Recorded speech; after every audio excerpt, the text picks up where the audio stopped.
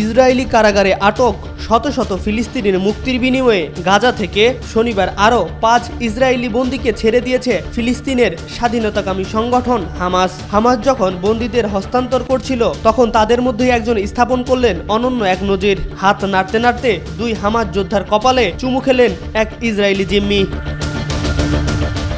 শনিবার তাল সোহাম ও আভেরা মেনেগিস নামের 2 বন্দীকে দক্ষিণ গাজার রাফায় একটি মঞ্চে নিয়ে যাওয়ার পর রেড ক্রসের কাছে হস্তান্তর করা হয়। পরে আরও 3 বন্দী এলিয়া কোহেন, ওমর ওয়েনকার্ড এবং ওমর শেমটফকে মধ্য গাজার নুসাইরাতে রেড ক্রসের কর্মকর্তাদের কাছে হস্তান্তর করা হয়। এ সময় তাদের উপহার ও সনদপত্রও তুলে দেওয়া হয়। গত 7 অক্টোবর ইসরায়েলে ঢুকে একটি উৎসব থেকে তাদের অপহরণ করা হয়।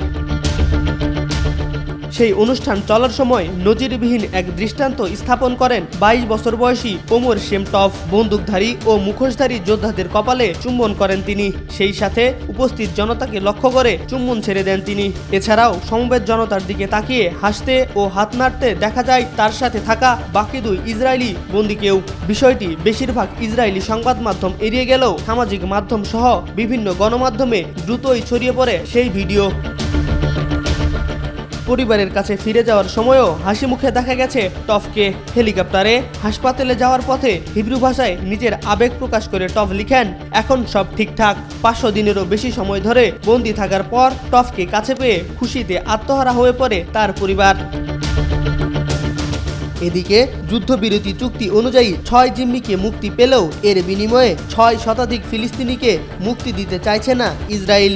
আর এর কারণ হিসেবে অপমানের অভিযোগ তুলেছেন ইসরায়েলের প্রধানমন্ত্রী বেনিয়ামিন নেতানিয়াহু।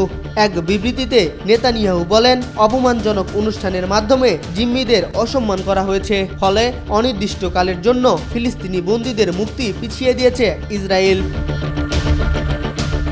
MR আকাশ, আজকাল।